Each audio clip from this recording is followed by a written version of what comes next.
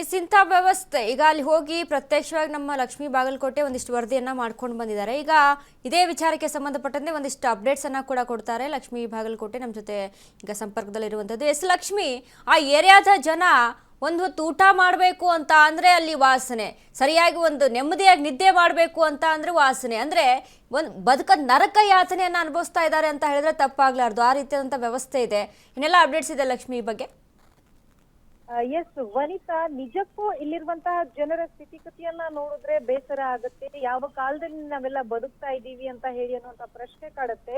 ಯಾಕೆ ಅಂತಂದ್ರೆ ಇಲ್ಲಿ ಮಧ್ಯಮ ವಯಸ್ಕರು ಏನಿದ್ದಾರೆ ಅವರ ಬಗ್ಗೆ ನಾವು ಆಮೇಲೆ ಯೋಚನೆ ಮಾಡೋಣ. ಮೊದಲು ವೃದ್ಧರು ಜೊತೆಗೆ ಏನು ಸಣ್ಣ ಸಣ್ಣ ಮಕ್ಕಳಿದ್ದಾರೆ ಸ್ಕೂಲ್ಗೆ ಹೋಗುವ ಮಧ್ಯಮ ವಯಸ್ಕರು ಏನಿದ್ದಾರೆ ಅವರ ಬಗ್ಗೆ ನಾವು ಆಮೇಲೆ ಯೋಚನೆ ಮಾಡೋಣ. ಮೊದಲು ವೃದ್ಧರು ಜೊತೆಗೆ ಏನು ಸಣ್ಣ ಸಣ್ಣ ಮಕ್ಕಳಿದ್ದಾರೆ ಸ್ಕೂಲ್ಗೆ ಹೋಗುವಂತ ಮಕ್ಕಳಿದ್ದಾರೆ ಅವ್ರ ಬಗ್ಗೆ ಗಮನ ವಹಿಸಬೇಕಾಗಿರುವಂತದ್ದು.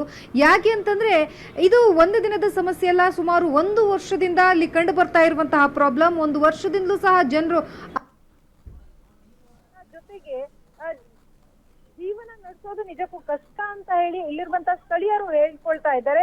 ಕಳೆದ 1 ವರ್ಷದಿಂದ ಡ್ರೈನೇಜ್ ನೀರ್ ಲೀಕೇಜ್ ಆಗಿ ಅದು ಹೋಗೋದಕ್ಕೆ ಆಗದೇನೆ ಪ್ರಾಬ್ಲಮ್ಗಳಾಗ್ತಾ ಇರುವಂತಹ ನಿಟ್ಟಿನಲ್ಲಿ ಇಲ್ಲಿರುವಂತಹ ಜನರು ಸಮಸ್ಯೆಯನ್ನ ಅನುಭವಿಸ್ತಾ ಇರುವಂತದ್ದು.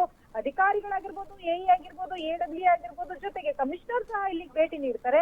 ಆದ್ರೆ ಅಂದ್ರೆ ಸಂಬಂಧಪಟ್ಟಂತಹ ಆಯುಕ್ತರು ಸಹ ಭೇಟಿ ನೀಡೋದು ಯಾವುದೇ ರೀತಿಯಾಗಿ ಕೆಲಸವಾಗಿಲ್ಲ. ಶಾಸಕರು ಅನ್ಸ್ಕೊಂಡಿರುವಂತವ್ರು ಬರ್ತಾರೆ, ಓಟ್ ಕೇಳ್ತಾರೆ, ಹೋಗ್ತಾರೆ ಅನ್ನುವಂತ ಮಾತನ್ನ ಸ್ಥಳೀಯರು ಹೇಳ್ತಾ ಇದ್ದಾರೆ. ಜೊತೆಗೆ ಈಗ ಮಳೆ ಬಂದ್ರೆ ಸಾಕು ಎಲ್ಲಾ ನೀರು ಹರಿದು ಸಂಪೂರ್ಣವಾಗಿ ರಸ್ತೆಯ ಮಧ್ಯದಲ್ಲಿ ಅಂದ್ರೆ ಮನೆಯ ಮುಂಭಾಗದಲ್ಲಿ ನಿಂತ್ಕೊಳ್ಳುತ್ತೆ, ಹರಿದು ಹೋಗೋದಕ್ಕೆ ಜಾಗ ಆಗೋದಿಲ್ಲ. ಇದರಿಂದಾಗಿ ಪ್ರಾಬ್ಲಮ್ಸ್ ಗಳಾಗ್ತಾ ಇದಾವೆ, ಸೊಳ್ಳೆ ಆಗುತ್ತೆ. ಹಾಗೆ ಈ ಡ್ರೈನೇಜ್ ಲೀಕ್ ಆಗೋದ್ರಿಂದಾಗಿ ಹಾವುಗಳು, ಹುಳಗಳು ಬರ್ತಾ ಇದಾವೆ ಅನ್ನುವಂತ ಪ್ರಾಬ್ಲಮ್ಸ್ಗಳು ಸಹ ಮಕ್ಕಳು ಸಹ ಹೇಳಿರುವಂತದ್ದು. ಆದ್ರೆ ಇಲ್ಲಿ ಸೊಳ್ಳೆಯಿಂದಾಗಿ ಆರೋಗ್ಯದಲ್ಲಿ ಏರುಪೇರಾಗ್ತಿದೆ. 1 ವರ್ಷದಲ್ಲಿ ಅಂದ್ರೆ 15 ದಿನ ಹಾಸ್ಪಿಟಲ್ ಅಲ್ಲಿ ಇರೋದು, 15 ದಿನ ಮನೆಯಲ್ಲಿರುವಂತಹ ಪರಿಸ್ಥಿತಿ ಇಲ್ಲಿರುವಂತಹ ಜನರಿಗೆ ಸದ್ಯಕ್ಕೆ ಎದುರಿಸ್ತಾ ಇರುವಂತಹ ಸಮಸ್ಯೆ. Vanita, yes, thank you Lakshmi.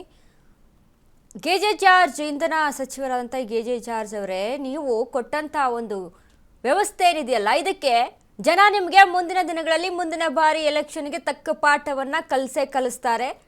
ಆಗ ನಾನು ಏನು ತಪ್ಪು ಮಾಡಿದೆ ಅಂತ ನೋಡಿದಾಗ ಜನ ನಿಮಗಾಗ ಉತ್ತರವನ್ನ ಕೊಡ್ತಾರೆ ಅದಕ್ಕೆ. ಯಾಕಂದ್ರೆ ಇಂಥ ವ್ಯವಸ್ಥೆಯನ್ನ ಮಾಡಿಕೊಟ್ಟಿದ್ದೀರಲ್ಲ, ನಿಜಕ್ಕೂ ನಿಮಗೆ ಮಾನವೀಯತೆ ಅನ್ನೋದಿದೆಯಾ, ಮನುಷ್ಯತ್ವ ಅನ್ನೋದಿದೆಯಾ ಅನ್ನುವಂಥ ಪ್ರಶ್ನೆ ಇಲ್ಲಿ ಮೂಡುತ್ತೆ.